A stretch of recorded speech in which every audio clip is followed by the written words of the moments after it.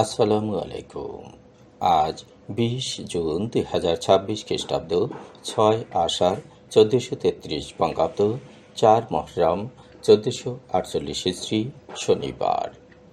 সংবাদ পাঠ করছি মনির হোসেন কামাল। প্রথমেই শুনবেন সংবাদ শিরোনাম। ৬ দিনের সফরে আগামীকাল মালয়েশিয়া ও চীন যাচ্ছেন প্রধানমন্ত্রী। বেসরকারি এতিমখানা পাচ্ছে ১৪০ কোটি টাকা। ১৭ দিনে ২১ মরদেহ নিয়ে বরগুনা এখন ভাইরাল। বিদ্যুতের তারে জড়িয়ে মা ছেলের মৃত্যু। আইসিটি কর্মকর্তার ঝুলন্ত লাশ উদ্ধার। মঠবাড়িয়ায় নানা বাড়ি বেড়াতে এসে পানিতে ডুবে ২ ভাইয়ের মৃত্যু। ব্রাজিলের পতাকা টাঙাতে গিয়ে বিদ্যুৎ স্পৃষ্টে স্কুল ছাত্রের মৃত্যু। বরগুনায় গত ২৪ ঘন্টায় নতুন করে হামে আক্রান্ত ৩। মাইকিংয়ে রেকর্ড করা হয় লোকবেতারে। শুনলেন সংবাদ শিরোনাম, এবার বিস্তারিত। প্রধানমন্ত্রী তারেক রহমান ২১ থেকে ২৬ জুন মালয়েশিয়া ও চীন সফরে যাচ্ছেন। তিনি আগামীকাল কুয়ালালামপুরের উদ্দেশ্যে ঢাকা ত্যাগ করবেন। এরপর ২২ জুন মালয়েশিয়া থেকে সরাসরি চীন সফরে যাবেন প্রধানমন্ত্রী। বেসরকারি এতিমখানার শিশুদের খাদ্যসহ মৌলিক চাহিদা পূরণের জন্য ২০২৫-২৬ অর্থবছরের দ্বিতীয় কিস্তিতে সরকার ১৪০ কোটি ১১,০৮,০০০ টাকা বরাদ্দ দিয়েছে। সমাজ কল্যাণ মন্ত্রণালয়ের অনুমোদনের পর এ অর্থ দেশের ৬৪ জেলার ৪,২০৯টি বেসরকারি এতিমখানায় থাকা ১,১৬,৭৫৯ জন এতিম শিশুর জন্য নির্ধারণ করা হয়েছে। সমাজসেবা অধিদপ্তরের মহাপরিচালক শাহ মোহাম্মদ মাহবুব স্বাক্ষরিত অফিস আদেশে বলা হয়, ২০২৫-২৬ অর্থ বছরের বাজেটে বেসরকারি এতিমখানা খাতে বরাদ্দকৃত অর্থ থেকে দ্বিতীয় কিস্তির অনুদান হিসেবে এ অর্থ ছাড় করা হয়েছে। চলতি অর্থ বছরে বেসরকারি এতিমখানা খাতে ২৮০ কোটি টাকা বরাদ্দ রাখা হয়েছে। এর মধ্যে প্রথম কিস্তিতে ১৩৯ কোটি ৮৮,৭৬,০০০ টাকা ছাড় করা হয়েছিল। দ্বিতীয় কিস্তিতে আরও ১৪০ কোটি ১১,০৮,০০০ টাকা মঞ্জুর করায় পুরো বরাদ্দ অর্থই কার্যত বিতরণের আওতায় চলে এসেছে। বরাদ্দের হিসাব অনুযায়ী নিবন্ধিত বেসরকারি এতিমখানাগুলোতে বসবাসরত ১,১৬,৭৫৯ জন এতিম শিশুর জন্য মাসিক ২,০০০ টাকা হারে ৬ মাসের অনুদান দেয়া হবে। অর্থাৎ ২০২৬ সালের জানুয়ারি থেকে জুন পর্যন্ত সময়ের জন্য প্রতিটি শিশুর অনুকূলে ১২,০০০ টাকা বরাদ্দ নির্ধারণ করা হয়েছে। এই অর্থ মূলত খাদ্যদ্রব্য ক্রয় এবং শিশুদের মৌলিক জীবনযাপনের প্রয়োজন মেটাতে ব্যয় করা হবে। ১৭ দিনে ২১ মরদেহ নিয়ে বরগুনা এখন ভাইরাল। নিশ্চিত হত্যার শিকার হয়েছে ৩ জন। পুলিশ সুপার মোহাম্মদ কুদরতি খুদা জানিয়েছেন, গত ৮ জুন শামীম হত্যাকাণ্ডে তার স্ত্রী বাদী হয়ে বরগুনা সদর থানায় মামলা করেন। এ ঘটনায় ৬ জনকে গ্রেপ্তার করা হয়েছে। ১৩ জন পাথরঘাটা পৌর এলাকার পানি উন্নয়ন বোর্ডের দক্ষিণ পাশে মিজানুর রহমানের মরদেহ উদ্ধার হয়। এ ঘটনায় তার ভাই আবুল কালাম বাদী হয়ে পাথরঘাটা থানায় হত্যা মামলা দায়ের করেন। মামলায় ২ জন আসামিকে গ্রেপ্তার করা হয়েছে এবং অন্যদের গ্রেপ্তারে অভিযান চলছে। মাদক ও সন্ত্রাস সংশ্লিষ্ট একাধিক মামলার আসামি ইব্রাহিম হোসেন কালু ওরফে বস্তি কালু একটি সন্ত্রাসী বাহিনী গড়ে তুলেছিল। ইউপি সদস্য গোলাম মোস্তফাকে কুপিয়ে গুরুতর আহত করার ঘটনার পর স্থানীয়দের গণপিটুনিতে কালুর মৃত্যু হয়। এ ঘটনায় কালুর মা বাদী হয়ে মামলা করেছেন। আইনগত প্রক্রিয়া চলমান রয়েছে। জুন মাসে ৭টি পৃথক ঘটনায় ৯ জনের মৃত্যু হয়েছে। এর মধ্যে বিদ্যুৎস্পৃষ্ট, বজ্রপাত, দুর্ঘটনা ও অন্যান্য কারণ উল্লেখযোগ্য।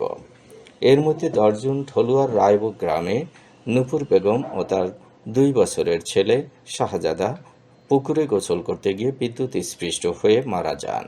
7 জন পরিমল চন্দ্র বিদ্যুতের তারে জড়িয়ে এবং 5 জন মহিউদ্দিন বজ্রপাতে নিহত হন। একই দিনে অলিউল্লাহ নদীতে মাছ ধরার সময় বজ্রপাতে মারা যান। 3 জন আমতলী এলাকায় নির্মাণাধীন ভবনের পানির ট্যাঙ্ক পরিষ্কারের সময় গ্যাসে অক্সিজেন সংকটে জাহিদ ও জাফর মারা যায়। 8 জন আবু তালহা নিজ বাড়ির পুকুরে পড়ে মারা যায়। 10 জন বরগুনা সদর হাসপাতাল এলাকায় ডাস্টবিন থেকে 3 মাস বয়সী একটি ভ্রূণ উদ্ধার করেছে পুলিশ। এছাড়া আত্মহত্যাজনিত 7টি ঘটনায় 9 জনের মৃত্যু হয়েছে।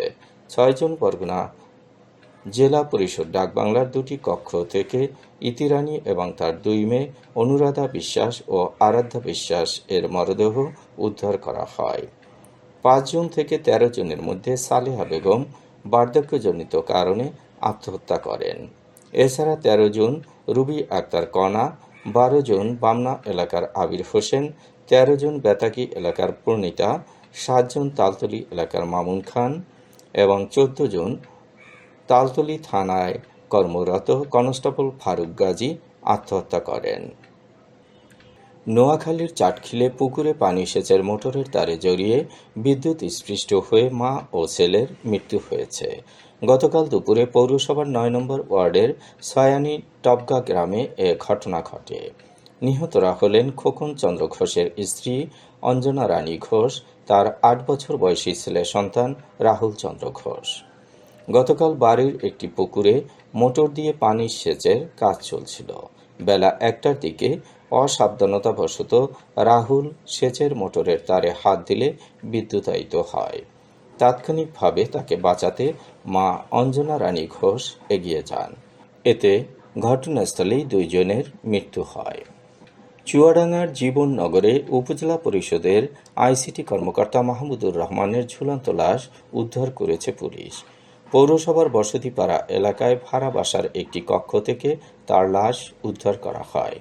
নিহত মাহমুদুর রহমান ঝিনাইদহ জেলার মহেশপুর উপজেলার পলিয়ানপুর গ্রামের বাসিন্দা। তিনি 2025 সালের ফেব্রুয়ারি মাস থেকে জীবননগর উপজেলা পরিষদে সহকারী প্রোগ্রামার আইসিটি অফিসার হিসেবে দায়িত্ব পালন করে আসছিলেন। নিহত মাহমুদুর রহমানের স্ত্রী ইতি খাতুন জানান, তাদের মধ্যে পারিবারিক কিছু কলহ চলছিল, যা স্বামী স্ত্রীর মধ্যে সাধারণত হয়ে থাকে। তিনি বর্তমানে অন্তঃসত্ত্বা। ঘটনার রাতে তিনি দ্রুত ঘুমিয়ে পড়েন।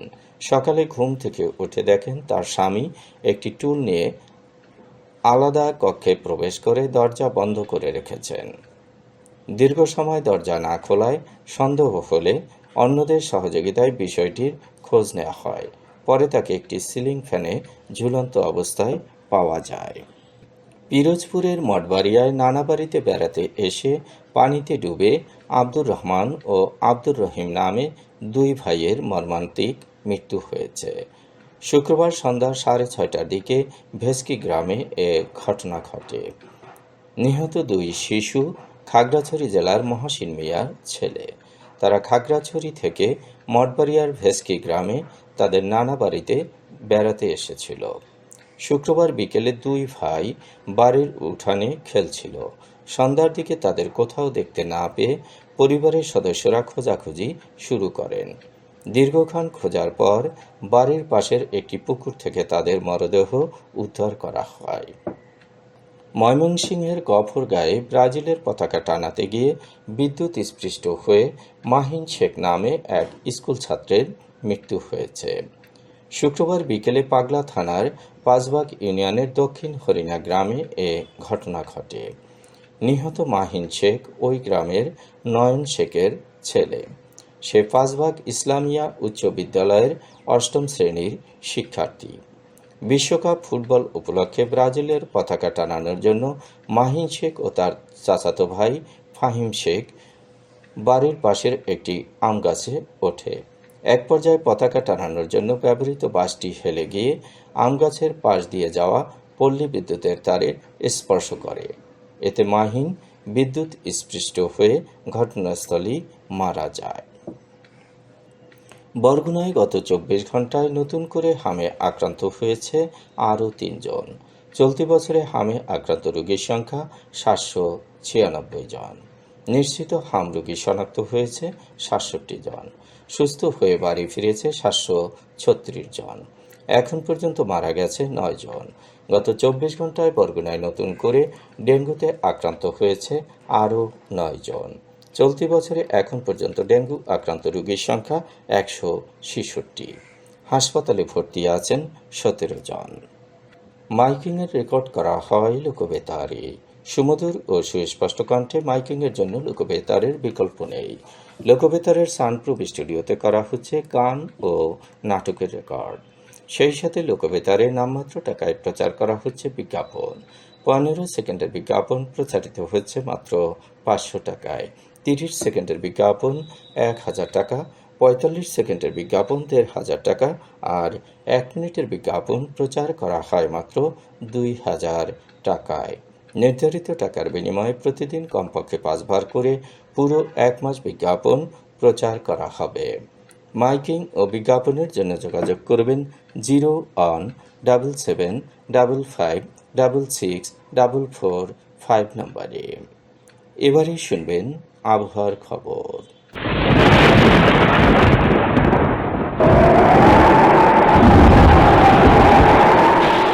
উপমহাদেশীয় উচ্চচাপ বলয়ের বর্ধিত অংশ পশ্চিমবঙ্গ এবং তৎসংলগ্ন এলাকায় অবস্থান করছে। মৌসুমের স্বাভাবিক লঘুচাপ দক্ষিণ বঙ্গোপসাগরে অবস্থান করছে। এর একটি বর্ধিত অংশ উত্তর পূর্ব বঙ্গোপসাগর পর্যন্ত বিস্তৃত। রাত এবং দিনের তাপমাত্রা একরকমই থাকতে পারে। দেশের বিভিন্ন স্থানে বজ্রসহ বৃষ্টি হতে পারে। আজ দেশের সর্বোচ্চ তাপমাত্রা ছিল খুলনায় 35.5 ডিগ্রি সেলসিয়াস এবং সর্বনিম্ন তাপমাত্রা ছিল সিলেটে 23 ডিগ্রি সেলসিয়াস। বরগুনার সর্বোচ্চ তাপমাত্রা 33.6 ডিগ্রি সেলসিয়াস, সর্বনিম্ন 27.8 ডিগ্রি সেলসিয়াস। আগামীকাল সূর্যোদয় হবে ভোর 5:12। সংবাদ শেষ করার আগে শিরোনামগুলো আবার পড়ছি। 6 দিনের সফরে আগামীকাল মালয়েশিয়া ও চীন যাচ্ছেন প্রধানমন্ত্রী। বেসরকারি এতিমখানা পাচ্ছে 140 কোটি টাকা। 17 দিনে 21 মরদেহ নিয়ে বরগুনা এখন ভাইরাল। বিদ্যুতের তারে জড়িয়ে মা ছেলের মৃত্যু। আইসিটি কর্মকর্তার ঝুলন্ত লাশ উদ্ধার। মঠবাড়িয়ায় নানা বাড়ি বেড়াতে এসে পানিতে ডুবে 2 ভাইয়ের মৃত্যু।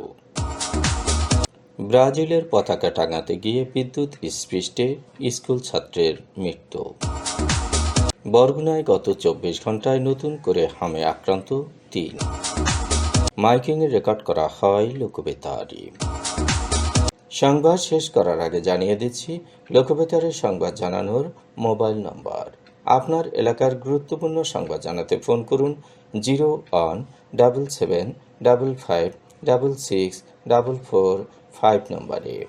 আর লোকবেতারের সাথে যুক্ত হয়ে গান শুনতে চাইলে SMS করুন 01782973478 নম্বরে। মোবাইল করবেন 0-1-95943854 নম্বরে। বিশ্বের সব জায়গা থেকেই শুনতে পারবেন লোকবেতার। লোকবেতার FM.org ওয়েবসাইটের মাধ্যমে শুনুন সরাসরি অনুষ্ঠান। সংবাদ পাঠ এখানেই শেষ করছি।